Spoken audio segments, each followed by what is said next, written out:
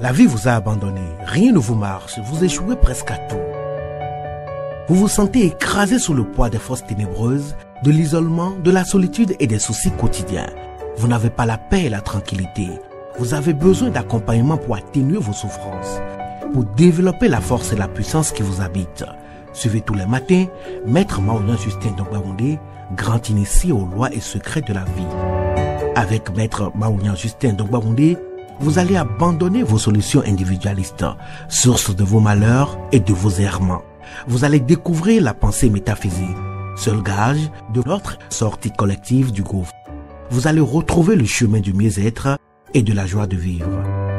Message du Maître, un espace commun aux bâtisseurs d'une vie heureuse sur la terre. Mesdames et messieurs, hommes et femmes qui peuplent la terre, mes frères et mes sœurs bâtisseurs de tous horizons, à vos différents grades, degrés et qualités. Je voudrais prendre ici la parole pour exprimer à chacun et à tous ma profonde et sincère reconnaissance pour vos soutiens de tous les instants. Dans mon message de ce jour, nous allons revisiter deux messages. Le premier message a été diffusé le 11 juin 2021 sous le numéro 122 et le titre que voici: de la nécessité de la promotion de la pensée métaphysique. Le second message a été diffusé le 16 juin 2021 sous le numéro 123 et l'interrogation ci-après: est-ce possible d'abjurer les idées religieuses et déchirer le voile de la superstition? C'était là une question. Et dans mon précédent message, vous avez compris pourquoi il est nécessaire, voire indispensable, d'assurer la promotion de la pensée métaphysique. Point n'est besoin de justifier cette nécessité qui va de pair avec les recommandations de Jean-Paul II, dont vous connaissez désormais les prises de position sur cette question essentielle relative au sens que chacun devra donner à sa vie. Vous avez, je l'espère, tiré des éléments de connaissance pour démêler votre propre écheveau, séparer le vrai du faux, séparer le bon grain de l'ivraie, séparer ce qui est constant de ce qui est inconstant. Poursuivons la trajectoire qui nous conduit cette fois dans la demeure de Jean Meslier, dont le testament nous renseigne sur une série de questions. En attendant d'apporter les réponses aux questions de l'heure, je trouve utile et nécessaire de vous présenter ce monsieur dont la vie et l'œuvre nous éclairent davantage sur les origines du christianisme. Jean Meslier est né le 15 juin 1664 à Mazarny à l'époque, une commune française du département des Ardennes. Il est prêtre et philosophe, curé d'Étrépigny où il est mort au début de l'été 1729.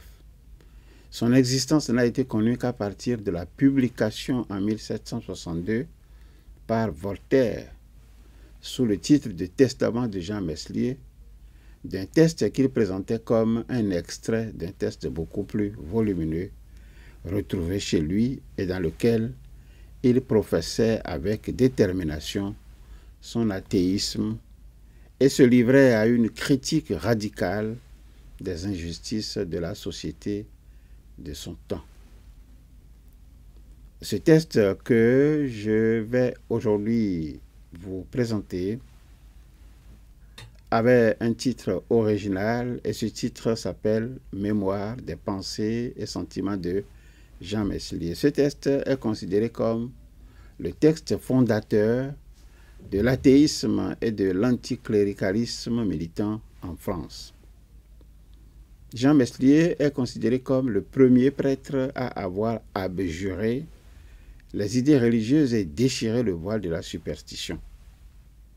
Jean Meslier était le fils d'un ouvrier élevé à la campagne. Il a néanmoins fait ses études et est parvenu à la prêtrise. Étant au séminaire où il vécut avec beaucoup de régularité, il s'attacha au système de Descartes. Ses mœurs ont paru irréprochables, faisant souvent l'aumône. Il s'agit de Jean Meslier. Il était d'ailleurs très sobre, tant sur sa bouche que sur les femmes. Le curé de Vas, M. Voiry et le curé de Bouzicourt, M. Delaveau, étaient ses confesseurs et les seuls qu'il fréquentait. Il était un rigide partisan de la justice et poussait quelquefois ses zèles un peu trop loin. Il s'est refusé, à titre d'exemple, de recommander nommément le seigneur de Treuilly qui avait maltraité quelques paysans. Il porta la contestation devant l'archevêque de Reims qui le condamna. Mais le dimanche qui a suivi, donc cette décision, savez-vous ce qu'il a fait? Il est monté en chair et s'est plaint de la sentence en les termes que voici. Il disait ceci. Voici, dit-il, le sort ordinaire des pauvres curés de campagne. Les archevêques qui sont de grands seigneurs les méprisent et ne les écoutent pas. Recommandons donc le Seigneur de ce lieu. Nous prierons Dieu pour Antoine de Treuilly, qu'il le convertisse et lui fasse la grâce de ne point maltraiter le pauvre et dépouiller l'orphelin. Fin de citation.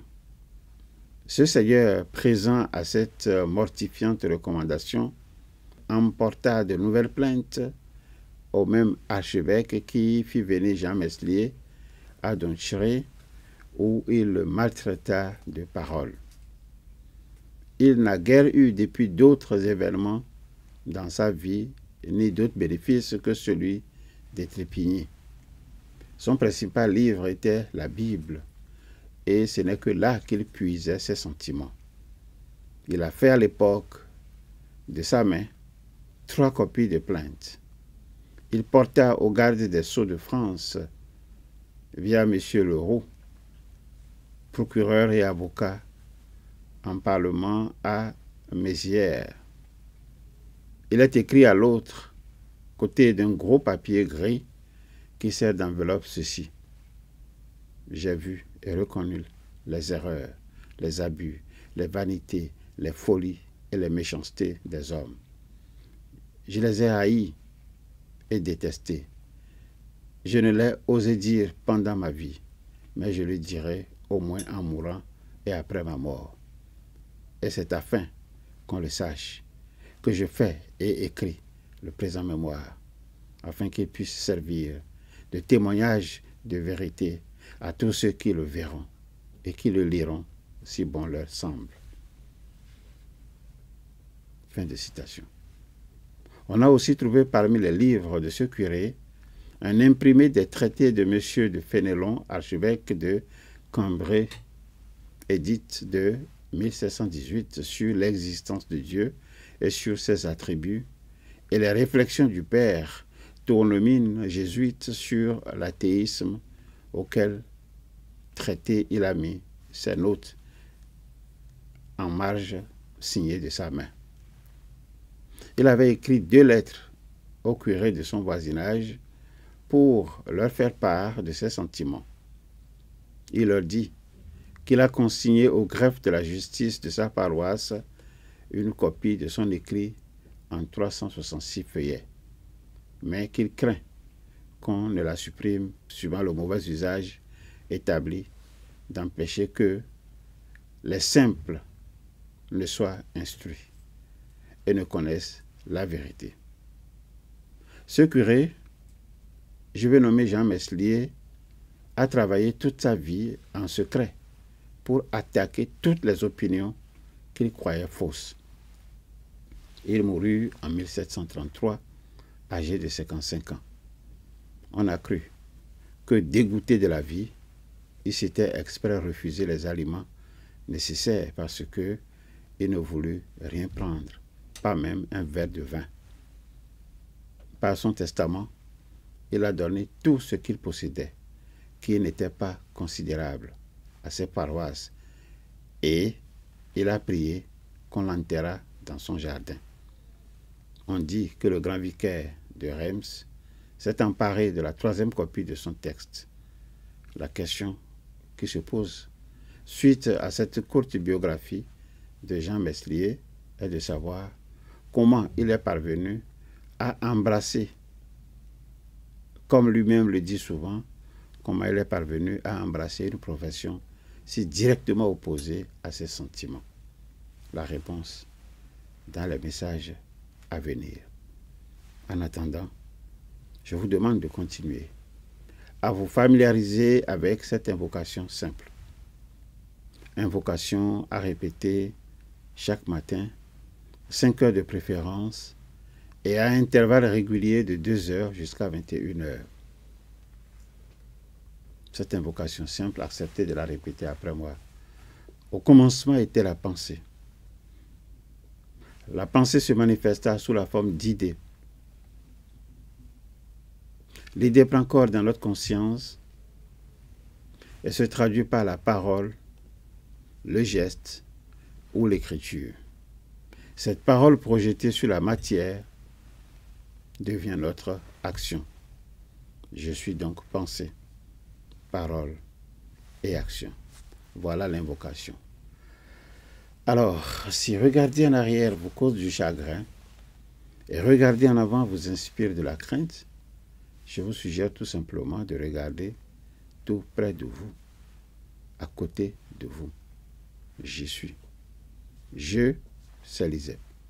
L'ISEP pour vous accompagner dans vos désirs respectifs, d'apprendre à capitaliser ce qui vous permet de vous éloigner des systèmes d'endoctrinement et de falsification de la vérité. L'ISEP pour vous accompagner dans vos désirs respectifs d'apprendre à adopter la philosophie de portée authentiquement métaphysique, apte à transcender les données empiriques pour parvenir, dans sa recherche de la vérité, à quelque chose d'absolu, d'ultime et de fondateur. Dixit Jean-Paul II. Ensemble, pour gagner le pari des connaissances vraies, des connaissances justes, des connaissances libératrices. Au revoir. À bientôt. La vie vous a abandonné, rien ne vous marche, vous échouez presque à tout. Vous vous sentez écrasé sous le poids des forces ténébreuses, de l'isolement, de la solitude et des soucis quotidiens. Vous n'avez pas la paix et la tranquillité. Vous avez besoin d'accompagnement pour atténuer vos souffrances, pour développer la force et la puissance qui vous habitent.